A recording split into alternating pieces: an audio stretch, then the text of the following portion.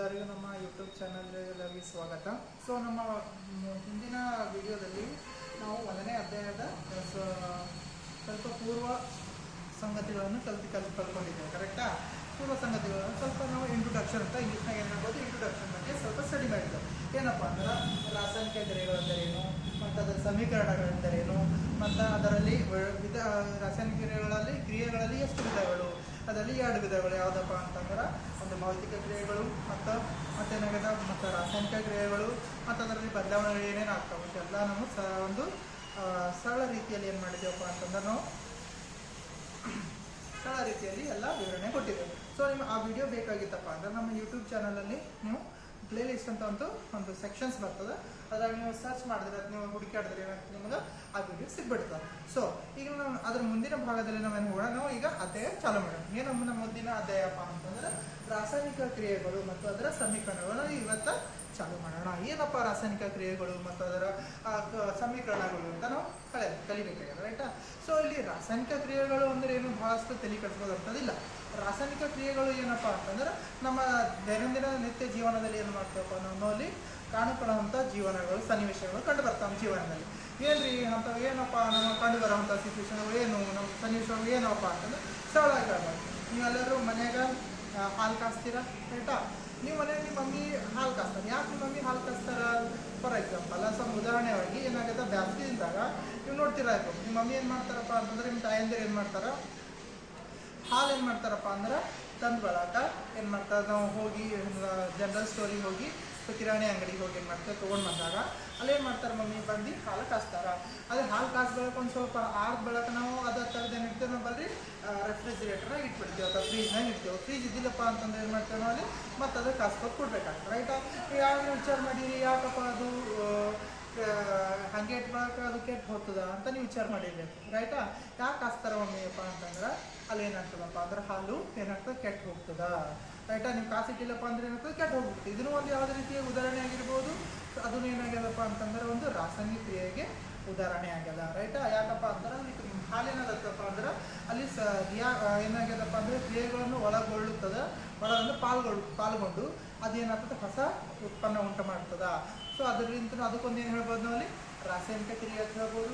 ಮತ್ತು ಇದಕ್ಕಿಂತ ಸರಳವಾಗಿ ಬಹಳಷ್ಟು ನಮಗೇನಾಗದಪ್ಪ ಅಂದ್ರೆ ಗೊತ್ತಿರೋದು ಎಲ್ಲರಿಗೆ ಎಂಥ ಸಣ್ಣ ಹುಡುಗ ಇದ್ದರೂ ಕೂಡ ಒಂದು 5ನೇ 6ನೇ 7ನೇ 8ನೇ ನಿಮಗೂ 10th ಕೂಡ ಇದು ಗೊತ್ತಿರುವಂಥ ವಿಷಯ ಯಾವುದಪ್ಪ ಅಂತಾರೆ, ಜಂಗಟ್ಟುವಿಕೆ ಅಂತ ಹೇಳ್ತೇವೆ.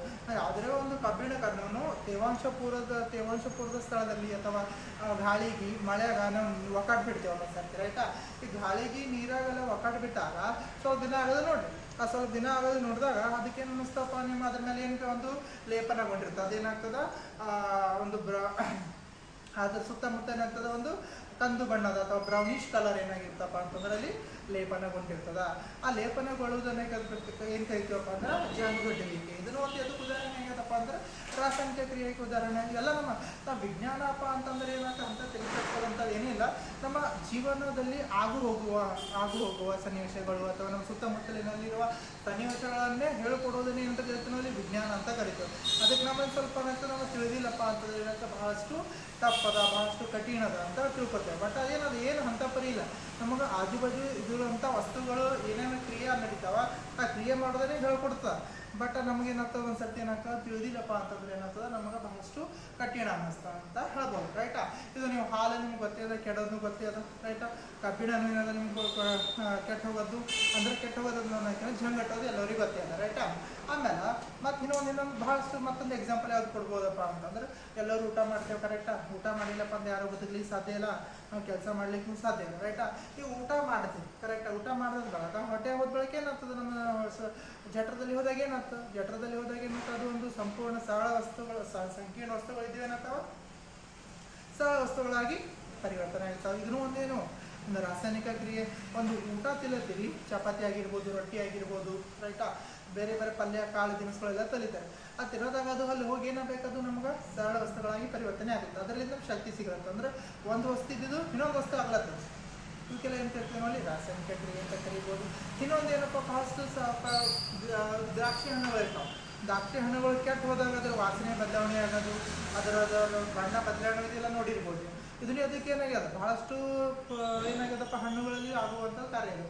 ಇದಕ್ಕೂ ಏನಾಗ್ಬೇಕು ರಾಸಾಯನಿಕ ಕ್ರಿಯೆ ಅಂತ ಕರಿಬೋದು, ರೈಟಾ. ಇಂಥ ಬಹಳಷ್ಟು ನಾವೇನು ಉದಾಹರಣೆಗಳು ಕೊಡ್ಬೋದು. ಇಲ್ಲಿ ಏನಾಗಿಲ್ಲ ಅಷ್ಟು ಉದಾಹರಣೆಗಳನ್ನ ಏನು ನೋಡ್ತೀವಪ್ಪ ಅಂತಂದ್ರೆ ಇನ್ನೊಂದು ಸರಳವಾಗಿ ಎಕ್ಸಾಂಪಲ್ ಕೊಟ್ಟಿದ್ದಾನಪ್ಪ ನಿಮ್ಮ ಬುಕ್ ಒಳಗೆ. ಏನಪ್ಪ ಅಂದ್ರೆ ನಾವು ಉಸಿರಾಡೋದು ಏನು ತಗೋತೇವಪ್ಪ, ನಾವು ಆಮ್ಲಜನಕವನ್ನು ತಗೋತೇವೆ ಮತ್ತು ಇಂಗಾಲದ ಡೈಆಕ್ಸೈಡ್ ಏನು ಮಾಡ್ತಾನೆ ಹೊರಗೆ ಬಿಡ್ತೇವೆ, ರೈಟಾ. ಇವೆಲ್ಲ ಏನು ಹೇಳ್ಕೊಡ್ತಪ್ಪ ಅಂತಂದ್ರೆ ನಮಗೆ ಇಲ್ಲ ರಾಸಾಯನಿಕ ಕ್ರಿಯೆಗಳು. ಏನು ರಾಸಾಯನಿಕ ಕ್ರಿಯೆಗಳಪ್ಪ ಅಂದ್ರೆ ಮೊದಲು ಬೇರೆ ಒಂದು ವಸ್ತು ಇದ್ದು ಆ ಕ್ರಿಯೆಯನ್ನು ಒಳಗೊಂಡಾಗ ಮತ್ತೊಂದು ವಸ್ತು ಉಂಟಾಗುವುದನ್ನು ಏನು ಕರಿತೀವಿ ನಾವಲ್ಲಿ ರಾಸಾಯನಿಕ ಕ್ರಿಯೆ ಅಂತ ಕರಿತೇವೆ, ರೈಟಾ. ಇವೆಲ್ಲ ಸಿಂಪಲ್ ಏನು ಮಾಡೋಣ ಸರಳವಾಗಿರುವಂಥ ನಮಗೆ ಉದಾಹರಣೆಗಳು ಕೊಟ್ಟ ನಮ್ಮ ಸನ್ನಿವೇಶದಲ್ಲಿ ಬರುವಂಥ ಜೀವನದಲ್ಲಿ ಬರುವಂಥ ಸನ್ನಿವೇಶಗಳು, ರೈಟಾ. ಸೊ ನಮ್ಗೆ ಮುಂದೆ ಹೇಳ್ತಾನಪ್ಪ ಈಗ ಒಂದು ನಿಮ್ಗೆ ಚಟುವಟಿಕೆ ಬರ್ತದೆ. ಏನು ಚಟುವಟಿಕೆ ಬರ್ತದಪ್ಪ ಅಂದ್ರೆ ಚಟುವಟಿಕೆ ನಿಮ್ಗೆ ಎಕ್ಸಾಮ್ನಾಗ ಏನು ಕೇಳ್ತಾನಪ್ಪ ಅಂದ್ರೆ ಕ್ವಶನ್ ಕೇಳ್ತಾನ. ಚಟುವಟಿಕೆ ಯಾವುದು 1.1. ಚಟುವಟಿಕೆ 1.1 ಯಾವುದಪ್ಪ ಅಂದ್ರೆ ಒಂದು ಮ್ಯಾಗ್ನೇಷಿಯಂ ಪಟ್ಟಿ ತೊಗೋತೀವಿ. ನೀವು ಏನೋ ತಗೋಬೇಕು, ಈ ಮ್ಯಾಗ್ನೇಷಿಯಂ ಪಟ್ಟಿ ತೊಗೊಂಡು ನಾವು ಗಾಳಿಯಲ್ಲಿ ಉರಿಸಿದಾಗ ಏನಾಗ್ತದ ಅಂತ ನೋಡ್ಬೇಕಾದ್ರೆ. ಒಂದು ಮ್ಯಾಗ್ನೇಷಿಯಂ ಪಟ್ಟಿ ಅಂದ್ರೆ ಸಣ್ಣದೊಂದು ಇದೊಂದು ಲೋಹದ ಪಟ್ಟಿ ಇರ್ತದೆ. ಈ ಲೋಹದ ಪಟ್ಟಿ ತೊಗೋಬೇಕು. ಲೋಹದ ಪಟ್ಟಿ ತೊಗೊಂಡು ನಾವು ಅದಕ್ಕೆ ಸುಟ್ಟಾಗ ಅಥವಾ ಸುಡಲು ಪ್ರಯತ್ನ ಮಾಡಿದಾಗ ಏನಾಗ್ತದ ಏನಾಗಲ್ಲ ಅದನ್ನು ನೋಡ್ಬೇಕು, ಕರೆಕ್ಟಾ. ಏನು ತೊಗೊಂಡ್ರಿ, ಒಂದು ಮ್ಯಾಗ್ನೇಷಿಯಂ ಪಟ್ಟಿ ತೊಗೊಂಡಿರ. ಈ ಮ್ಯಾಗ್ನೇಷಿಯಂ ಪಟ್ಟಿ ಏನಾಗ್ಯದಪ್ಪ ಅಂದ್ರೆ ಮ್ಯಾಗ್ನೇಷಿಯಂ ಪಟ್ಟಿ ಸುಡೋಕ್ಕಿಂತ ಮೊದಲು ಗಾಳಿಯಲ್ಲಿ ಸುಡೋಕ್ಕಿಂತ ಮೊದಲು ಏನು ಮಾಡ್ಬೇಕು, ನಾವು ಅಲ್ಲಿ ಮರಳು ಕಾಗದಿಂದ ಏನು ಮಾಡ್ಬೇಕು ಅದಕ್ಕೆ ಸ್ವಚ್ಛಗೊಳಿಸಬೇಕು ಅಂತ ಹೇಳ್ತಾರೆ. ಇಲ್ಲಿ ಏನು ಪಟ್ಟನಪ್ಪ ಅಂದ್ರೆ ಮ್ಯಾಗ್ನೇಷಿಯಂ ಪಟ್ಟಿ ಏನು ಮಾಡ್ಬೇಕು, ನಾವು ಗಾಳಿಯಲ್ಲಿ ಸುಡೋಕ್ಕಿಂತ ಮೊದಲು ಏನು ಮಾಡಬೇಕು ಮ್ಯಾಗ್ನೇಷಿಯಂ ಪಟ್ಟಿಯನ್ನು ಏನು ಮಾಡಬೇಕು ಮರಳು ಕಾಗದದಿಂದ ಏನು ಮಾಡಬೇಕು ಸ್ವಚ್ಛಗೊಳಿಸಬೇಕು. ಮರಳು ಕಾಗದಪ್ಪ ಅಂದ್ರೆ ಏನು, ಇದೊಂದು ಸ್ವಚ್ಛ ಮಾಡೋದಂತದ್ದು ಹೇಳ್ತೇವೆ ನೋಡಿ, ಸಿಂಪಲ್ ಆಗಿ ಸರಳವಾಗಿ, ರೈಟಾ. ಏನು ಹೇಳ್ತದಪ್ಪ ಅಂತಂದ್ರೆ ಯಾಕೆ ಮಾಡ್ಬೇಕು, ಕ್ವಶನ್ ಏನು ಬಂತಪ್ಪ ಅಂದ್ರೆ ಯಾಕೆ ಮ್ಯಾಗ್ನೇಷಿಯಂ ಪಟ್ಟಿಯನ್ನು ಮರಳು ಕಾಗದದಿಂದ ಸ್ವಚ್ಛಗೊಳಿಸಬೇಕು ಅಂತ ಕ್ವಶನ್ ಬರ್ತಾವೆ. ಯಾಕೆ ಮಾಡ್ಬೇಕಪ್ಪ, ಸುಮ್ಮನೆ ಏನು ಎದಕ್ಕೆ ಕಾರಣದಿಂದ ಎದಕ್ಕೆ ಮಾಡಬೇಕು ಕೆಲಸ. ನೀವು ಏನೋ ನಿಮ್ಮ ಮಮ್ಮಿ ಪಪ್ಪ ಏನಾರ ಒಂದು ಕೆಲಸ ಹೇಳಿಲ್ಲಪ್ಪ ಅಂದ್ರೆ ಹೇಳತನ ಮಾಡೋದು, ಹಾಗೆ ಕೂತು ಬಿಡ್ರಿ. ಹೇಳ್ದಾಗೂ ಮಾಡಲ್ಲ, ಹೇಳೋದೇ ಹೇಳ್ದಾಗ ನೀವು ಹೆಂಗೆ ಮಾಡ್ತೀರಿ. ಅದೇ ರೀತಿಯಾಗಿ ನಾವು ಪಟ್ಟಿ ತೊಗೊಂಡು ಯಾಕೆ ಅನ್ನೋದಕ್ಕೆ ನಾವು ಏನು ಮಾಡಬೇಕು ಅದಕ್ಕೆ ಏನು ಮಾಡಬೇಕು ರಬ್ ಮಾಡಬೇಕು ಅಥವಾ ಸ್ವಚ್ಛತೆ ಮಾಡಬೇಕಂತ ಕ್ವಶನ್ ಬಂದಾಗ ಯಾಕೆ ಮಾಡಬೇಕಪ್ಪ ಅಂತಂದ್ರೆ ಮ್ಯಾಗ್ನೇಷಿಯಂ ಪಟ್ಟಿ ಏನದಪ್ಪ ಅಂದ್ರೆ ಬಹಳಷ್ಟು ಕ್ರಿಯಾತ್ಮಕ ಧಾತು ಇದೆ. ಮ್ಯಾಗ್ನೇಷಿಯಂ ಪಟ್ಟಿ ಏನದ ಇದು ಮ್ಯಾಗ್ನೇಷಿಯಂ ಪಟ್ಟಿ ಏನದ ಮ್ಯಾಗ್ನೇಷಿಯಂ ಪಟ್ಟಿ ಏನದಪ್ಪ ಅಂದ್ರೆ ಮ್ಯಾಗ್ನೇಷಿಯಂ ಪಟ್ಟಿ ಬಹಳಷ್ಟು ಕ್ರಿಯಾತ್ಮಕ ಧಾತು ಅದ. ಮ್ಯಾಗ್ನೇಷಿಯಂ ಪಟ್ಟಿ ಏನದ ಬಹಳಷ್ಟು ಕ್ರಿಯಾತ್ಮಕ ಧಾತು ಇರೋದ್ರಿಂದ ಅದು ಗಾಳಿಯಲ್ಲಿರೋ ಆಕ್ಸಿಜನ್, ಕರೆಕ್ಟ್. ಗಾಳಿಯಲ್ಲಿ ಅಂದ್ರೆ ಗಾಳಿಯೊಳಗೆ ಏನಂದ್ರೆ ನಮ್ಮದು ಆಮ್ಲಜನಕ ಅಥವಾ ಆಕ್ಸಿಜನ್. ಗಾಳಿ ಅಂದ್ರೆ ಏನು ಕರಿತೇವೆ ಅಲ್ಲಿ O2 ಅಂತ ಕರಿತೇವೆ, ಕರೆಕ್ಟ್.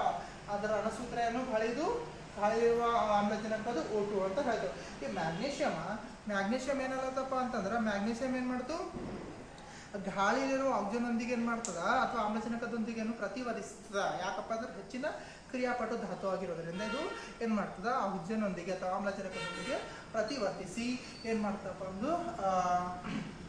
ಏನೋ ಒಂದು ಪದರನ್ನು ಉಂಟು ಮಾಡ್ತದೆ. ಈ ಪದರ ಏನಾಗ್ತದಪ್ಪ ಅಂದ್ರೆ ಬಹಳಷ್ಟು ಏನಾಗದ ಕ್ರಿಯಾತ್ಮಕ ಆಗಿರುವುದಿಲ್ಲ. ಯಾವುದು ಮ್ಯಾಗ್ನೇಷಿಯಂ ಪಟ್ಟಿಯು ಗಾಳಿಯಲ್ಲಿರುವ ಆಮ್ಲಜನಕದೊಂದಿಗೆ ವರ್ತಿಸಿ ಏನು ಏನು ಮಾಡ್ತದ ಒಂದು ಆಕ್ಸೈಡ್ ಪದರನ್ನು ಉಂಟು ಮಾಡ್ತದೆ. ಈ ಆಕ್ಸೈಡ್ ಪದರ ಏನಂತಪ್ಪ ಅಂದ್ರೆ ಬಹಳಷ್ಟು ಕಡಿಮೆ ಕ್ರಿಯಾಪಟುತ್ವ ಹೊಂದಿರುವುದರಿಂದ ಏನು ಮಾಡ್ತಾ ಮ್ಯಾಗ್ನೇಷಿಯಂ ಪಟ್ಟಿಯನ್ನು ಏನು ಮಾಡಲ್ಲ ಬೆಂಕಿ ಹತ್ತಿಕೊಳ್ಳಲು ಬಿಡುವುದಿಲ್ಲ. ಏನು ಮಾಡ್ಕೊಳ್ಕೊಳ್ಳೋದು ಬೆಂಕಿ ಹತ್ತಿಕೊಳ್ಳಲು ಬಿಡುವುದಿಲ್ಲ. ಆದ್ದರಿಂದ ನಾವೇನು ಮಾಡಬೇಕು ಅದಕ್ಕೆ ಸ್ವಚ್ಛ ಮಾಡಬೇಕು ಅಂತ ಬರೀಬೇಕು. ಇಷ್ಟೇ ಆನ್ಸರ್. ಏನು ಬರೀತೀರಿ, ಮ್ಯಾಗ್ನೇಷಿಯಂ ಪಟ್ಟಿ ಏನದ ಬಹಳಷ್ಟು ಕ್ರಿಯಾತ್ಮಕ ಧಾತು ಅದ, ಕರೆಕ್ಟಾ. ಮ್ಯಾಗ್ನೇಷಿಯಂ ಪಟ್ಟಿ ಏನದ ಬಹಳಷ್ಟು ಕ್ರಿಯಾತ್ಮಕ ಧಾತುವಾಗಿದ್ದು ಅದು ಎದ್ರ ಜೊತೆ ವರ್ತಿಸ್ತದ ಗಾಳಿಯಲ್ಲಿರುವ ಆಮ್ಲಜನಕದೊಂದಿಗೆ. ಮ್ಯಾಗ್ನೇಷಿಯಂ ಪಟ್ಟಿ ಗಾಳಿಯಲ್ಲಿರುವ ಆಮ್ಲಜನಕದೊಂದಿಗೆ ಪ್ರತಿವರ್ತಿಸಿ ಏನು ಮಾಡ್ತದಪ್ಪ ಅಂದ್ರೆ ಒಂದು ಆಕ್ಸೈಡ್ ಪದರನ್ನು ಉಂಟು ಮಾಡ್ತದ. ಆಕ್ಸೈಡ್ ಪದರನ್ನು ಉಂಟು ಮಾಡ್ತದೆ. ಈ ಆಕ್ಸೈಡ್ ಪದರು ಬಹಳಷ್ಟು ಏನಾಗ್ಯದಪ್ಪ ಅಂದ್ರೆ ಕಡಿಮೆ ಕ್ರಿಯಾಪಟುತ್ವ ಹೊಂದಿರುವುದರಿಂದ ಬಹಳಷ್ಟು ಏನಾಗೋದು ಕಡಿಮೆ ಕ್ರಿಯಾಪಟುತ್ವ ಯಾರ ಜೊತೆ ಏನಾಗಲ್ಲ ಪ್ರತಿವರ್ತನೆ ಮಾಡೋದಿಲ್ಲ. ಅದಕ್ಕೆ ಪ್ರತಿವರ್ತನೆ ಮಾಡೋದಿಲ್ಲಪ್ಪ ಅಂತಾರೆ ಅದಕ್ಕೆ ನಾವು ಬೆಂಕಿ ಹಚ್ಚಬೇಕಂತ ಟ್ರೈ ಮಾಡ್ತೀವಿ, ಬೆಂಕಿ ಹತ್ತಲೇ ಆಗ್ಯದ, ರೈಟಾ. ಇದು ಬಹಳಷ್ಟು ಕಡಿಮೆ ಕ್ರಿಯಾಪಟುತ್ವ ಇರೋದ್ರಿಂದ ಅದು ಬೆಂಕಿ ಹತ್ತಿಕೊಳ್ಳಿಕ್ಕೆ ಸಾಧ್ಯ ಆಗಲ್ಲ.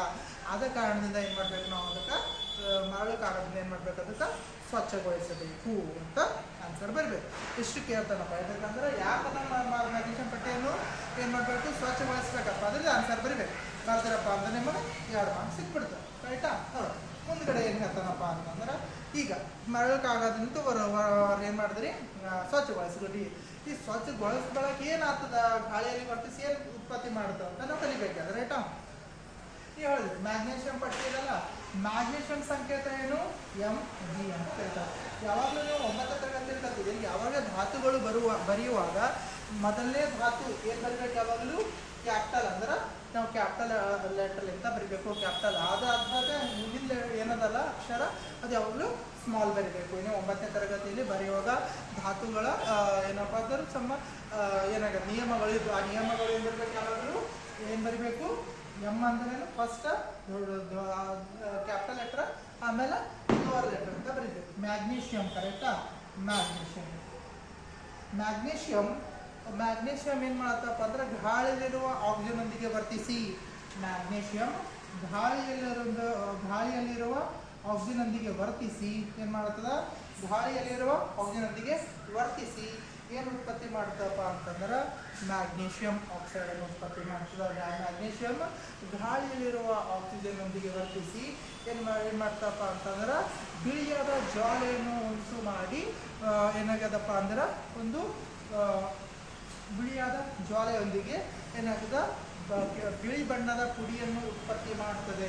ಅದನ್ನೇ ಮ್ಯಾಗ್ನೀಷಿಯಂ ಆಕ್ಸೈಡ್ ಎನ್ನುತ್ತಾರೆ ಅಂತ ಹೇಳ್ತೀವಿ. ಏನು ಹೇಳ್ತಪ್ಪ ಅಂದ್ರೆ ಮ್ಯಾಗ್ನೀಷಿಯಂ ಏನು ಮಾಡ್ತಪ್ಪ ಅಂದ್ರೆ ಆಮ್ಲಜನಕದೊಂದಿಗೆ ವರ್ತನೆ ಮಾಡ್ತದೆ. ಮ್ಯಾಗ್ನೀಷಿಯಂ ಗಾಳಿಯಲ್ಲಿರೋ ಆಮ್ಲಜನಕದೊಂದಿಗೆ ಪ್ರತಿವರ್ತಿಸಿ ಏನು ಮಾಡ್ತಪ್ಪ ಅಂದ್ರೆ ಜೊತೆಗೊಂದಿಗೆ ಬಿಳಿ ಜ್ವಾಲೆಯೊಂದಿಗೆ ಬಿಳಿ ಜ್ವಾಲೆ ಅಂತ ಇಂಗ್ಲೀಷ್ನಾಗ ಏನಂತ ಡ್ಯಾರ್ಜಿಲಿಂಗ್ ಫ್ಲೇಮ್ ಅಂತ ಕರಿತೀವಿ. ವೈಟ್ ಡ್ಯಾರ್ಜಿಲಿಂಗ್ ಫ್ಲೇಮ್ ಅಂದ್ರೆ ಏನು, ಜ್ವಾಲೆ. ನೀವು ಹೆಂಗೆ ಇದರ ಕ್ಯಾಂಡಲ್ ನೋಡ್ರಿ, ಕ್ಯಾಂಡಲ್ ಅಂದ್ರೆ ಮೇಣಬತ್ತಿ ಏನಂತ ಫ್ಲೇಮ್ ಇರ್ತಲ್ಲ, ಫ್ಲೇಮ್ ಜ್ವಾಲೆ. ಆ ರೀತಿಯಾಗಿ ಏನಾಗಿದೆ ಇಲ್ಲಿ ಒಂದು ಜ್ವಾಲೆ ಉತ್ಪತ್ತಿ ಆಗ್ತದೆ. ಹೆಂಗೆ ನೀವು ಮೇಣಬತ್ತಿ ಹಚ್ಚಿದಾಗ ಒಂದು ಜ್ವಾಲೆ ಕಂಡು ಬರ್ತದೆ ರೈಟಾ, ಆ ಜ್ವಾಲೆ. ಅದೇ ರೀತಿಯಾಗಿ ಮ್ಯಾಗ್ನೀಷಿಯಂ ಅನ್ನು ಏನು ಮಾಡ್ತಾರೆ, ನೀವು ಗಾಳಿಯಲ್ಲಿ ಉರಿಸಿದಾಗ ಅದೇನು ಉತ್ಪತ್ತಿ ಮಾಡ್ತಪ್ಪ ಅಂದ್ರೆ ಬಿಳಿ ಜ್ವಾಲೆಯೊಂದಿಗೆ ಏನು ಮಾಡ್ತಾ ಉತ್ಪತ್ತಿ ಮಾಡ್ತಾ. ಅದು ಉತ್ಪತ್ತಿ ಆದ್ರಾಗ ನಮ್ಮ ಕೆಳಗೇನು ಸಿಗ್ತಪ್ಪ ಅಂದ್ರೆ ಅಲ್ಲಿ ಏನಾಗ್ತದೆ ಮ್ಯಾಗ್ನೀಷಿಯಂ ಆಕ್ಸೈಡ್ ಏನು ಅದರ ರೂಪದಲ್ಲಿ ಒಂದು ಬಿಳಿಯ ಪುಡಿಯ ಪೌಡರ್ ಅಂತ ಹೇಳ್ಬೋದು. ಬಿಳಿಯ ಪುಡಿಯ ರೂಪದಲ್ಲಿ ಏನಾಗ್ತದೆ ಇದು ಮ್ಯಾಗ್ನೀಷಿಯಂ ಆಕ್ಸೈಡ್ ಸಿಗ್ಬಿಡ್ತದ ಆಯ್ತಾ. ಸೊ ಇದಕ್ಕೆ ಏನಂತ ಕರಿತೀವಿ ಅಲ್ಲಿ ಮ್ಯಾಗ್ನೀಷಿಯಂ ಆಕ್ಸೈಡ್ ಅಂತ.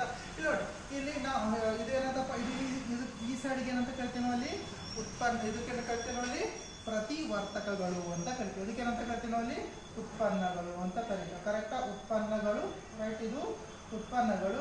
ಇದೇನು ಆರೋ ಮಾರ್ಕ್ ಅದ, ಇದು ಬಾಣದ ಗುರುತು ಈ ಕಡೆ ಇರುವುದನ್ನು ಕರಿತೀವಿ ಉತ್ಪನ್ನಗಳು ಅಂತ ಕರಿತೀವಿ. ಈಚ ಕಡೆ ಏನಂತ ಕರಿತೀವಿ ಅಲ್ಲಿ ಪ್ರತಿವರ್ತಕಗಳು ಅಂತ ಕರಿತೀವಿ. ಕರೆಕ್ಟಾ? ಇದು ಈ ಸೈಡ್ ಇರೋ ಬಾಣದ ಈ ಸೈಡ್ ಇರುವಂಥ ಧಾತುಗಳಿಗೆ ಪ್ರತಿವರ್ತಕಗಳು, ಈ ಸೈಡ್ ಇರುವಂಥ ಈ ಬಾಣದ ಮುಂದುಗಡೆ ಇರುವಂಥವ್ರು ಏನು ಕರಿತೀವಿ ಅಲ್ಲಿ ಉತ್ಪನ್ನಗಳು ಅಂತ ಕರಿತೀವಿ. ಇಲ್ಲಿ ನೋಡ್ರಿ ಮ್ಯಾಗ್ನೀಷಿಯಂ ಎಷ್ಟದಪ್ಪ ಅಂತಂದ್ರೆ ಇಲ್ಲಿ ಒಂದೇ ಅದ. ಕರೆಕ್ಟಾ? ಇಲ್ಲಿ ಆಕ್ಸಿಜನ್ ಎಷ್ಟವಪ್ಪ ಅಂತಂದ್ರೆ ಇಲ್ಲಿ 2 ಕರೆಕ್ಟಾ? ಇಲ್ಲಿ ನೋಡಿ, ಇಲ್ಲೂ ಅಷ್ಟೇ ಇರಬೇಕಲ್ಲ, ಈ ಸೈಡ್ ಅಷ್ಟೇ ಇರಬೇಕು. ಇಲ್ಲೂ ಮ್ಯಾಗ್ನೀಷಿಯಂ ಒಂದೇ ಅದ, ಇಲ್ಲೂ ಆಕ್ಸಿಜನ್ ಒಂದೇ ಅದ.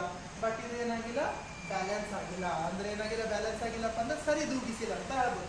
ಈ ಸರಿ ದೂಗಿಸಿಲ್ಲ ಅಂದ್ರೆ ಏನು ಮಾಡ್ಬೇಕಪ್ಪ ಅಂತಂದ್ರೆ ಇಲ್ಲಿ 2 ಅಂತ ಬರಿಬೇಕು.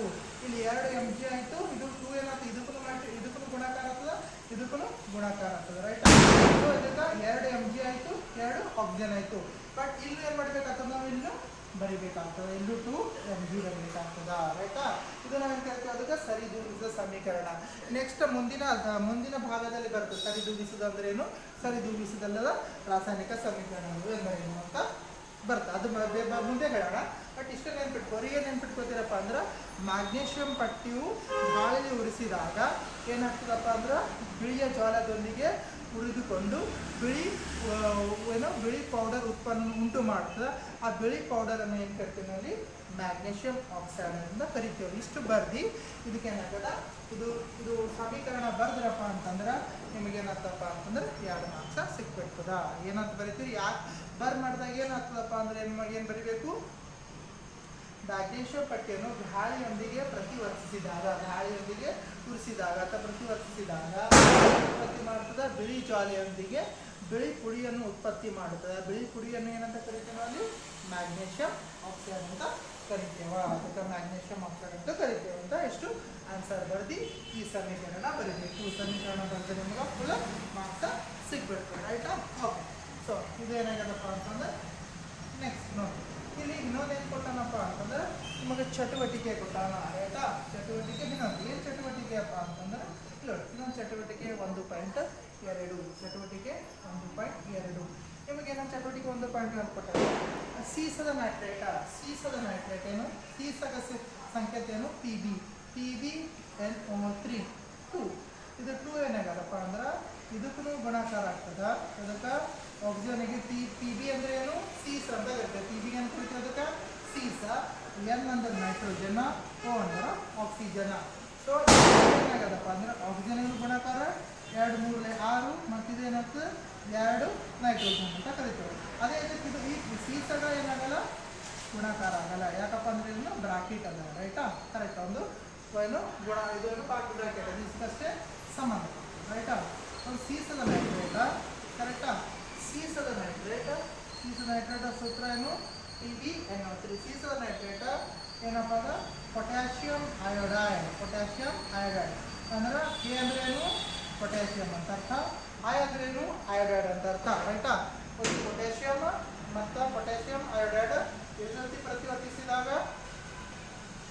ಪ್ರತಿವರ್ತಿಸಿದಾಗ ಸೀಸ ನೈಟ್ರೇಟ್ದೊಂದಿಗೆ ಪ್ರತಿವರ್ತಿಸಿದಾಗ ಏನು ಉತ್ಪತ್ತಿ ಆಗ್ತದೆ ಅಂತ ಕೇಳ್ತಾನೆ ನಾನು ಏನು ಅಂತದಪ್ಪ ಅಂತಂದ್ರೆ ಇದು ಸೀಸದ ಅಯೋಡೈಡ್ ಪ್ಲಸ್ ಏನು ಉತ್ಪತ್ತಿ ಆಗ್ತದಪ್ಪ ಅಂದ್ರೆ ಪೊಟ್ಯಾಷಿಯಂ ನೈಟ್ರೇಟ್ ಆಗಿ ಉತ್ಪನ್ನವಾಗ್ತದ ಏನಪ್ಪ ಅಂತಂದ್ರೆ ಏನಾಗ್ತದ ಸೊ ಚಟುವಟಿಕೆ ಏನು 1.2 ಏನು ಆಗ್ತದ 1.2 ಸೀಸದ ನೈಟ್ರೇಟ್ ಪೊಟ್ಯಾಷಿಯಂ ಅಯೋಡೈಡ್ಗೆ ವರ್ತಿಸಿದಾಗ ಏನು ಉಂಟಾಗ್ತದಪ್ಪ ಅದಕ್ಕೆ ಏನಂದ್ರೆ ಎಕ್ಸಾಮ್ನಾಗ ಏನು ಬರ್ತೀರಿ ಸೀಸದ ಅಯೋಡೈಡ್ ಪ್ಲಸ್ ಪೊಟ್ಯಾಷಿಯಂ ನೈಟ್ರೇಟ್ ಅನ್ನು ಉತ್ಪತ್ತಿ ಮಾಡ್ತಾರೆ ಅಂತ ಬರಬೇಕು ರೈಟ್ ಏನು ಉತ್ಪತ್ತಿ ಆಗ್ತದ ಸೀಸದ ನೈಟ್ರೇಟ್ ಪೊಟ್ಯಾಷಿಯಂ ಅಯೋಡೈಡ್ನೊಂದಿಗೆ ವರ್ತನೆ ಮಾಡಿದಾಗ ಸೀಸದ ಅಯೋಡೈಡ್ ಪ್ಲಸ್ ಏನಾಗ್ತದ ಪೊಟ್ಯಾಷಿಯಂ ನೈಟ್ರೇಟ್ ಅನ್ನು ಬಿಡುಗಡೆ ಮಾಡ್ತದ ಅಂತ ಗೊತ್ತಾಯ್ತು ರೈಟಾ ಇಲ್ಲ ಈಗ ಆಗ ಅದನ್ನ ಸರಿದೂಗಿಸಿ ಅದನ್ನ ಇಲ್ಲ ಚೆಕ್ ಮಾಡಬೇಕಾಗಿತ್ತಪ್ಪ ಅಂತಂದ್ರೆ ಸೊ ಏನಾಗಿದೆ Pb ಸೀಸ ಎಷ್ಟದ ಒಂದದ ಇಲ್ಲೂ ಒಂದದ ಕರೆಕ್ಟಾ ಇಲ್ಲಿ N 3 N ಏನದಪ್ಪ ಅಂತಂದ್ರೆ PbNO3 2 ಇಲ್ಲಿ 2 ಏನದ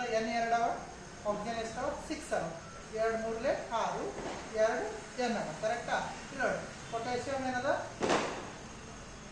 ಇಲ್ಲಿ ಪೊಟ್ಯಾಷಿಯಂ ಏನದಪ್ಪ ಅಂದ್ರೆ 2Ki ಅಂತ ಹೇಳ್ತೇವೆ ನಾವು 2 ಪೊಟ್ಯಾಷಿಯಂ 2 ಅಯೋಡೈಡ್ ಇಲ್ಲಿ ನೋಡಿ Pb ಇಲ್ಲೂ ಒಂದಲ್ಲ ಇಲ್ಲೂ ಒಂದಲ್ಲ ಕರೆಕ್ಟ್ ಬ್ಯಾಲೆನ್ಸ್ ಆಯ್ತು ಅದು ಸರಿ ದೂಗಿಸ್ತು ಇಲ್ಲಿ 2 I2 I ಅಂದ್ರೆ ಏನು ಹೇಳಿದ್ರೆ ಅಯೋಡೀನ್ ಅಂತ ಬರ್ತದೆ I ಅಂದ್ರೆ ಏನು ಬರ್ತದೆ ಇಲ್ಲಿ ಅಯೋಡೀನ್ ಲೆಡ್ ಅಯೋಡೈಡ್ ಅಥವಾ ಸೀಸದ ಅಯೋಡೈಡ್ ಅಂತ ಹೇಳ್ತೀವಿ ಇಲ್ಲೂ 2 ಪೊಟ್ಯಾಷಿಯಂ ಅದ 2 ಅಯೋಡೈಡ್ ಇಲ್ಲಿ ಎಷ್ಟದ ಇಲ್ಲಿ 2 ಕೆ ಅದ ಇಲ್ಲಿ 2 ಕೆ ಅದ ಸರಿ ದೂಗಿಸ್ತು ಇಲ್ಲಿ ನೋಡಿ 2 3 6 ಇದೇನಾಯ್ತು 2 3 6 ಇಲ್ಲಿ 2 ನೈಟ್ರೋಜನ್ ಇಲ್ಲಿ 2 ನೈಟ್ರೋಜನ್ ಸೊ ಇದೇ ರೀತಿಯಾಗಿ ಏನಾದ್ರೆ ಸರಿ ದೂಗಿಸೋದು ತಲೆ ಕಟ್ಸ್ಕೊಬೇಡ್ರಿ ಅಂಡು ನಮಗೆ ತಿಳಿದಿತ್ತಪ್ಪ ಅಂತಂದ್ರೆ ಏನು ಮಾಡೋಣ ಸರಿ ದೂಗಿಸೋದ ಬಗ್ಗೆ ತಿಳ್ಕೊರಿ ಇಲ್ಲಪ್ಪ ಅಂದ್ರೆ ನೆಕ್ಸ್ಟ್ ನಮ್ಮ ಮುಂದಿನ ವಿಡಿಯೋದಲ್ಲಿ ಇದನ್ನು ಮಾಡೋಣ ಸರಿ ದೂಗಿಸುವ ರಾಸಾಯನಿಕ ಸಮೀಕರಣ ಅಥವಾ ಸರಿ ದೂಗಿಸುವ ರಾಸಾಯನಿಕ ಸಮೀಕರಣ ಬಗ್ಗೆ ಬಹಳಷ್ಟು ವಿವರಣೆಗೆ ಒಂದು ಉದಾಹರಣೆ ಬಗ್ಗೆ ಮಾಡೋಣ ತಿಳ್ಕೊಂಡು ಹೋಗೋಣ ರೈಟಾ ನೋಡಿ ಮುಂದಿನ ಆಕ್ಟಿವಿಟಿ ಅಥವಾ ಮುಂದಿನ ಚಟುವಟಿಕೆ ನೋಡ್ರಿ ಎಕ್ಸಾಮ್ನಾಗ ಬಹಳಷ್ಟು ಚಟುವಟಿಕೆಗಳು ಬಹಳಷ್ಟು ಕೇಳ್ತಾ ಇರ್ತಾನೆ ಇದ್ರ ಮೇಲಿಂದ ಕ್ವಶನ್ ಬರುವಂಥ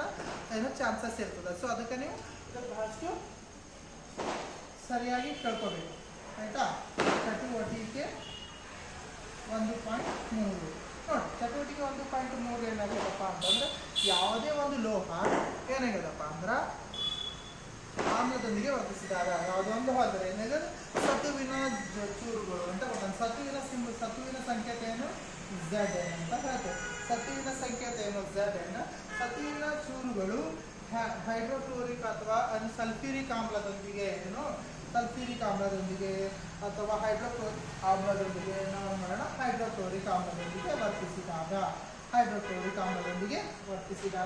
ಸತುವಿನ ಚೂರುಗಳು ಹೈಡ್ರೋಕ್ಲೋರಿಕ್ ಆಮ್ಲದೊಂದಿಗೆ ವರ್ತಿಸಿದಾಗ ಏನು ಬಿಡುಗಡೆ ಮಾಡ್ತದಪ್ಪ ಅಂತಂದ್ರೆ ಏನು ಬಿಡುಗಡೆ ಮಾಡ್ತದ ಜಿಂಕ್ ಕ್ಲೋರೈಡ್ ಏನು ಉತ್ಪತ್ತಿ ಮಾಡ್ತದ ಸತುವಿನ ಕ್ಲೋರೈಡ್ ಇದಕ್ಕೆ Zn ಅಂತ ಕರಿತೀವಿ Zn ಅಂದ್ರೆ ಏನು ಸತು ಅಂತ ಕರಿತೀವಿ ಸತುವಿನ ಕ್ಲೋರೈಡ್ ಅಥವಾ ಇಂಗ್ಲೀಷ್ ಏನು ಕರಿತೀವಿ ನಾವು ಜಿಂಕ್ ಕ್ಲೋರೈಡ್ ಅಂತ ಕರಿತೀವಿ Zn ಅಂದ್ರೇನು ಇಂಗ್ಲೀಷ್ ಒಳಗೆ ಜಿಂಕ್ ಕನ್ನಡ ಒಳಗೆ ಸತುವಿನ ಕ್ಲೋರೈಡ್ ಉತ್ಪತ್ತಿ ಮಾಡ್ತೀವಿ ಇಂಗ್ಲೀಷ್ನಾಗ ಜಿಂಕ್ ಕ್ಲೋರೈಡ್ ಅಂತ ಕರಿತೀವ ಕನ್ನಡನಾಗ ಸತುವಿನ ಕ್ಲೋರೈಡ್ ಉತ್ಪತ್ತಿ ಮಾಡ್ತಾ ಯಾವ ಅನಿಲ ಬಿಡುಗಡೆ ಮಾಡ್ತದಪ್ಪ ಅಂತಂದ್ರೆ ಹೈಡ್ರೋಜನ್ ಅನಿಲ ಬಿಡುಗಡೆ ಮಾಡ್ತಾನೆ ನೆನ್ಪಿಡ್ರಿ ಇದೊಂದು ಹಿಂಗೊಂದು 6 ಮಾರ್ಕ್ ಬರೀತಾರೆ ಮೇಲ್ಗಡೆ ಹೆಂಗೆ 6 ಮಾರ್ಕ್ ಬರ್ದದಪ್ಪ ಅಂತಂದ್ರೆ ಇದು ಏನು ಹೇಳ್ಕೊಡ್ತಪ್ಪ ಅಂದ್ರೆ ಅಲ್ಲಿ ಏನು ಉತ್ಪತ್ತಿ ಆಗ್ಯದ ಅಲ್ಲಿ ಅನಿಲ ಬಿಡುಗಡೆ ಆಗ್ಯದ ಅನಿಲ ಉತ್ಪತ್ತಿ ಆಗ್ಯದ ಅಂತ ಹೇಳ್ಕೊಡ್ತೀವಿ ಯಾವಾದ್ರೆ ಒಂದು ಸಮೀಕರಣದಲ್ಲಿ ನಿಮಗೆ ಆರೋ ಮಾರ್ಕ್ ಅಪ್ ಸೈಡ್ ಇತ್ತು, ಮೇಲ್ಗಡೆ ಇತ್ತು ಅಂದ್ರೆ ಅದು ಏನು ಹೇಳ್ಕೊಡ್ತದೆ, ಅಲ್ಲಿ ಏನು ಉತ್ಪತ್ತಿ ಆಗ್ಯದ, ಉತ್ಪತ್ತಿ ಆಗ್ಯದಪ್ಪ ಅಂತಂದ್ರೆ ಅನಿಲ ಬಿಡುಗಡೆ ಆಗ್ಯದ ಅಂತ ಹೇಳ್ತೀವಿ. ಇದೇ ರೀತಿಯಾಗಿ ಇದೇ ಸತು ಇದು ಹೈಡ್ರೋಕ್ಲೋರಿಕ್ ಆಮ್ಲ, ಅದು HCl ಅಂದ್ರೇನು, ಹೈಡ್ರೋಕ್ಲೋರಿಕ್ ಆಮ್ಲ. ಅದೇ ನಮ್ಮ ಸಲ್ಫ್ಯೂರಿಕ್ ಆಮ್ಲದೊಂದಿಗೆ ವರ್ತನೆ ಮಾಡಿದಾಗ ಏನಾಗ್ತದ ಅಂತ ಕ್ವಶನ್ ಬರ್ತದೆ. ಯಾರು ಕೇಳಬಹುದು ಎಕ್ಸಾಮ್, ಏನಪ್ಪ ಸತು ಹೈಡ್ರೋಕ್ಲೋರಿಕ್ ಆಮ್ಲದೊಂದಿಗೆ ವರ್ತನೆ ಮಾಡಿದಾಗ ಯಾವ ಅನಿಲ ಬಿಡುಗಡೆ ಆಗ್ತದ, ಹೈಡ್ರೋಜನ್ ಅನಿಲ ಬಿಡುಗಡೆ ಆಗ್ತದ. ಅದೇ ರೀತಿಯಾಗಿ H2SO4 ಅಂದ್ರೆ ಸಲ್ಫ್ಯೂರಿಕ್ ಆಮ್ಲದೊಂದಿಗೆ ವರ್ತನೆ ಮಾಡಿದಾಗ ಯಾವ ಅನಿಲ ಬಿಡುಗಡೆ ಆಗ್ತದ ಅಂತ ಕೇಳಿದ್ರೆ ಏನು ಬರೀ ಸೇಮ್ ಅದೇ ಏನಾಗ್ಯದಪ್ಪ ಅಂದ್ರೆ ZnSO4 ಸತುವಿನ ಸಲ್ಫೇಟ್ ಅಂತ ಕರೀತಿದ್ದೆ. ಹೆಸರೇನು ಸತುವಿನ ಸಲ್ಫೇಟ್, ಇದರ ಹೆಸರು ಸತುವಿನ ಕ್ಲೋರೈಡ್, ಇಂಗ್ಲಿಷ್ ಒಳಗ ಜಿಂಕ್ ಕ್ಲೋರೈಡ್ ಅಂತ ಕರೀತೇವೆ. ಇದಕ್ಕೆ ಏನು ಕರಿತೇವೆ ಇಂಗ್ಲಿಷ್ ಒಳಗ ಜಿಂಕ್ ಸಲ್ಫೇಟ್, ಸತುವಿನ ಸಲ್ಫೇಟ್. ಪ್ಲಸ್ ಯಾವ ಅನಿಲ ಬಿಡುಗಡೆ ಆಗ್ತದೆ ಅಗೇನು ಮತ್ತು ಸೇಮ್ ಅದೇ ರೀತಿಯಾಗಿ ಹೈಡ್ರೋಜನ್ ಅನಿಲ ಬಿಡುಗಡೆ ಆಗ್ತದೆ. ನೆನ್ಪಿಡ್ರಿ ಅಂದ್ರೆ ನಿಮ್ಮ ಎಕ್ಸಾಮ್ನಾಗ ಭಾಳಷ್ಟು ಇಂಪಾರ್ಟೆಂಟ್. ಏನಪ್ಪ ಅಂದ್ರೆ ಸತು ಹೈಡ್ರೋಕ್ಲೋರಿಕ್ ಆಮ್ಲದೊಂದಿಗೆ ವರ್ತಿಸಿದಾಗ ಯಾವ ಅನಿಲ ಬಿಡುಗಡೆ ಮಾಡ್ತದ, ಹೈಡ್ರೋಜನ್ ಅನಿಲ ಬಿಡುಗಡೆ ಮಾಡ್ತದ.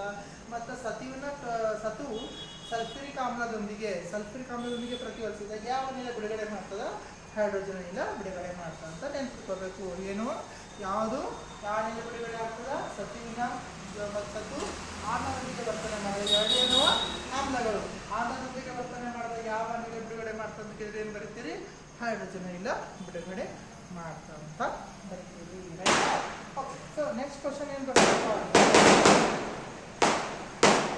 ಯಾವುದೇ ಒಂದು ಕ್ರಿಯೆ ನಡೆದ್ರೆ ನಮ್ಗೆ ಹೆಂಗೆ ಗೊತ್ತಾಗ್ತದ, ಯಾವುದೇ ಒಂದು ಕ್ರಿಯೆ ನಡೆದ್ರೆ ನಮ್ಗೆ ಹೆಂಗೆ ಗೊತ್ತಾಗ್ತದಪ್ಪ ಅಂತಂದ್ರೆ, ಯಾವುದೇ ಒಂದು ಕ್ರಿಯೆ ನಡೆದಿತ್ತಪ್ಪ ಅಂತಂದ್ರೆ ನಮಗೆ ಗೊತ್ತಾಗ್ಬೇಕಂದ್ರೆ 4 ಏನವಪ್ಪ ಅಂದ್ರೆ ಸ್ಥಿತಿಗಳು ಗೊತ್ತಿರಬೇಕು, 4 ಕಂಡೀಷನ್ಸ್ಗಳು ಗೊತ್ತಿರಬೇಕು.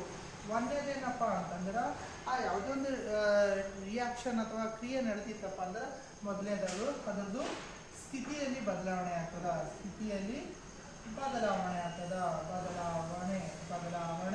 ಸ್ಥಿತಿಯಲ್ಲಿ ಏನಾಗ್ತದ, ಬದಲಾವಣೆ ಆಗ್ತದೆ. ಸ್ಥಿತಿಯಲ್ಲಿ ಹ್ಯಾಂಗೆ ಬದಲಾವಣೆ ಆಗ್ತದಪ್ಪ ಅಂತಂದ್ರೆ ಘನ ಇದ್ದರೆ ಏನಾಗೋದು ದ್ರವ ಆಗಿರ್ಬೋದು, ದ್ರವ ಅನಿಲ ಆಗ್ಬೋದು, ಅನಿಲ ಇದ್ರೆ ಏನಾಗ್ಬೋದು ಮತ್ತೆ ಘನ ಆಗ್ಬೋದು, ಸ್ಥಿತಿಯಲ್ಲಿ ಬದಲಾವಣೆ ಆಗ್ಬೋದು. ಆಮೇಲೆ ಎರಡನೇದು ಏನಾಗ್ಬೋದಪ್ಪ ಅಂತಂದ್ರೆ ಸ್ಥಿತಿಯಲ್ಲಿ ಬದಲಾವಣೆ ಆದಾಗ ತಾಪದಲ್ಲಿ ಬದಲಾವಣೆ ಆಗ್ಬೋದು, ತಾಪದಲ್ಲಿ ಏನಾಗ್ತದ, ಬದಲಾವಣೆ ಆಗ್ತದ. ಮೂರನೇದು ಏನಪ್ಪ ಅಂದ್ರೆ ಬಣ್ಣದಲ್ಲಿ ಬದಲಾವಣೆ ಆಗ್ತದ,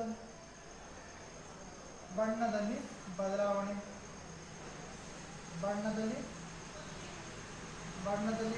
ಆಗ್ತದೆ. ಮಧ್ಯಾಹ್ನ ಏನಾಯ್ತಪ್ಪ ಅಂದ್ರೆ ಸ್ಥಿತಿಯಲ್ಲಿ ಬದಲಾವಣೆ ಆಯಿತು, ರೈಟಾ, ಸ್ಥಿತಿಯಲ್ಲಿ ಘನ ದ್ರವ ಅನಿಲಾಗಿ ಪರಿವರ್ತನೆ ಆಯಿತು, ಮತ್ತು ತಾಪದಲ್ಲಿ ಬದಲಾವಣೆ ಆಯಿತು, ಮತ್ತು ಬಣ್ಣದಲ್ಲಿ ಬದಲಾವಣೆ ಆಯಿತು, ರೈಟಾ. ಆಮ್ಯಾಗ ಏನಾಗ್ತದೆ, ಇನ್ನೊಂದು ನೀವೇ ನೋಡ್ರಿ, ಎರಡು ಕ್ರಿಯೆಗಳಲ್ಲಿ ಏನು ಉತ್ಪತ್ತಿ ಆಗ್ಲತ್ತದ, ರೈಟ್, ಏನು ಉತ್ಪತ್ತಿ ಆಗ್ಲತ್ತದ, ಅನಿಲ ಉತ್ಪತ್ತಿ ಆಗ್ಲತ್ತದ. 4ನೇ ಪಾಯಿಂಟ್ ಏನು ಹೇಳ್ಬೋದು ನಮ್ಮಲ್ಲಿ, ಅನಿಲ ಬಿಡುಗಡೆ ಆಗ್ಲತ್ತದ, ಅನಿಲ ಏನು ಇದು ಸ್ವಲ್ಪ ಕನ್ನಡ ಬರೆಯೋದು ಸ್ವಲ್ಪ ತಪ್ಪಾಗ್ಲದ, ಸ್ವಲ್ಪ ಅಡ್ಜಸ್ಟ್ ಮಾಡ್ಕೊಳ್ಳ ಇಲ್ಲ, ಬಿಡುಗಡೆ ಅನಿಲ ಬಿಡುಗಡೆ, ರೈಟಾ. ಇವು 4 ಏನಾಗ್ಯದಪ್ಪ ಅಂತಂದ್ರೆ ಏನು ಕಂಡೀಷನ್ಸ್ಗಳು. 4 ಕಂಡೀಷನ್ಸ್ಗಳು ಏನಪ್ಪ ಅಂದ್ರೆ ಯಾವುದೇ ಒಂದು ಕ್ರಿಯೆಯಲ್ಲಿ ನಡೆದ್ರೆ ಅದಕ್ಕೆ ಏನಂತ ಕರಿತೀವಿ, ರಾಸಾಯನಿಕ ಕ್ರಿಯೆ ಅಂತ ಕರಿತೀವಿ. 2 ಮಾರ್ಕ್ಸ್ ಬಹಳಷ್ಟು ಇಂಪಾರ್ಟೆಂಟ್, 2 ಮಾರ್ಕ್ಸ್ ಕೇಳ್ತಾರೆ. ಯಾವ ಆಧಾರದ ಮೇಲೆ ರಾಸಾಯನಿಕ ಕ್ರಿಯೆಗಳು ನಡೆದಿದೆ ಎಂದು ನೀವು ಹೇಳುವಿರಿ ಅಂತ ಕೇಳಿದಾಗ ಏನು ಬರೀತೀರಿ, ಸ್ಥಿತಿಯಲ್ಲಿ ಬದಲಾವಣೆ ಆಗ್ತದ, ಆಮೇಲೆ ತಾಪದಲ್ಲಿ ಬದಲಾವಣೆ ಆಗ್ತದ, ಬಣ್ಣದಲ್ಲಿ ಬದಲಾವಣೆ ಆಗ್ತದ, ಮತ್ತು ಅನಿಲ ಬಿಡುಗಡೆ ಆಯ್ತಪ್ಪ ಅಂದ್ರೆ ಇವು 4 ಆದುವಪ್ಪ ಅಂತ 4ರ ಎಷ್ಟು ಒಂದು ಅಥವಾ ಯಾವುದು ಆಯ್ತಪ್ಪ ಅಂದ್ರೆ ಆ ಕ್ರಿಯೆನ ಏನಂತ ಕರಿತೀವಿ, ಅಲ್ಲಿ ರಾಸಾಯನಿಕ ಕ್ರಿಯೆ ಅಂತ ಕರಿತೇವೆ. ಇವು 4 ಗುಣಗಳು ನೆನ್ಪಿಡ್ಬೇಕು. 4 ಗುಣಗಳು ನೆನಪು ಬರ್ತಾರಪ್ಪ ಅಂದ್ರೆ ನಿಮ್ಮ ಎಕ್ಸಾಮ್ನಾಗ 2 ಮಾರ್ಕ್ಸ್ ಸಿಕ್ಕು, ರೈಟಾ. ಇವತ್ತು ಏನೇನು ಹೇಳಿದ್ದೇವಲ್ಲ ಬಹಳಷ್ಟು ಇಂಪಾರ್ಟೆಂಟ್, ಎಕ್ಸಾಮ್ನಾಗ ಬಹಳ ಸರ್ತಿ ಕೇಳಿದಂಥ ಕ್ವಶನ್ಸ್ಗಳು, ರೈಟಾ. ಮ್ಯಾಗ್ನೇಷಿಯಂ ಪಟ್ಟಿ ಆಗಿರ್ಬೋದು, ಯಾಕೆ ಕಾರಣದಿಂದ ಸ್ವಚ್ಛಗೊಳಿಸಬೇಕು, ಮತ್ತು ಸ್ವಚ್ಛಗೊಳಿಸಿದಾಗ ಏನಾಗ್ತದ, ಮತ್ತು ಲೆಡ್ ನೈಟ್ರೇಟ ಪೊಟ್ಯಾಷಿಯಂ ಅಯೋಡೈಡ್ ವಿವರ್ತನೆ ಮಾಡಿದಾಗ ಏನು ಉತ್ಪತ್ತಿ ಆಗ್ತದ, ಮತ್ತು ಸತುವಿನ ಕ್ಲೋರೈಡ್ ಸತು ಆಮ್ಲದೊಂದಿಗೆ ವರ್ತನೆ ಮಾಡಿದಾಗ ಯಾವ ಅನಿಲ ಬಿಡುಗಡೆ ಆಗ್ತದ, ಮತ್ತು ಯಾವ ಆಧಾರದ ಮೇಲೆ ನೀವು ಏನು ಕ್ರಿಯೆ ನಡೆದಂತೆ ಹೇಳ್ತೀರಪ್ಪ ಅಂದ್ರೆ 4 ಕಲಿಬೇಕು 2 ಮಾರ್ಕ್ಸಿಗೆ. ಸ್ಥಿತಿಯಲ್ಲಿ ಬದಲಾವಣೆ ಆಗ್ತದೆ, ತಾಪದಲ್ಲಿ ಬದಲಾವಣೆ ಆಗ್ತದೆ, ಬಣ್ಣದಲ್ಲಿ ಮತ್ತು ಅನಿಲದಲ್ಲಿ ಏನಾಗ್ತದೆ ಬದಲಾವಣೆ ಆಗ್ತದೆ ಅಂತ ಹೇಳ್ಬೋದು. ಸೊ ನಾವು ಇದೇ ರೀತಿಯಾಗಿ ಒಂದೊಂದು ಏನಾಗುತ್ತೆ ಹಂತ ಹಂತವಾಗಿ ಏನು ಮಾಡ್ತೇವೆ ನಿಮ್ಮ 10ನೇ ತರಗತಿಯ ಏನಾಗುತ್ತೆ ರಾಸಾಯನಿಕ ಕ್ರಿಯೆಗಳು ಮತ್ತು ಅದರ ಸಮೀಕರಣಗಳು ಏನು ಮಾಡ್ತೇವೆ ನಾನು ಅಧ್ಯಾಯ ಮಾಡ್ಕೊತಾ ಹೋಗ್ತೀನಿ. ನೀವು ನಮ್ಮ ಚಾನಲ್ಗೆ ಏನು ಮಾಡಬೇಕು, ಹಾಗೆ ಕಂಟಿನ್ಯೂಸ್ ಅಥವಾ ನಿರಂತರವಾಗಿ ನೋಡ್ಕೊತಾ ಇರ್ತೀರಪ್ಪ ಅಂದ್ರೆ ನಿಮ್ಗೆ ಈ ಅಧ್ಯಾಯದ ಬಗ್ಗೆ ಸರಳವಾಗಿ ತಿಳ್ಕೊಳ್ಳೋಕ್ಕೆ ಸಾಧ್ಯ ಆಗ್ತದೆ. ಸೊ ನಿಮಗೆ ಇಷ್ಟ ಆಗಿತ್ತಪ್ಪ ಅಂತಂದ್ರೆ ನಿಮ್ಮದು ಸಪೋರ್ಟ್ ಏನು ಮಾಡಿರಿ ಅಂದರೆ ಅದು ನಮ್ಮ ಚಾನಲ್ಗೆ ಸಬ್ಸ್ಕ್ರೈಬ್ ಮಾಡಿ ನಿಮ್ಮ ಸಪೋರ್ಟನ್ನು ತೋರಿಸ್ಬೋದು. ಓಕೆ, ಧನ್ಯವಾದಗಳು.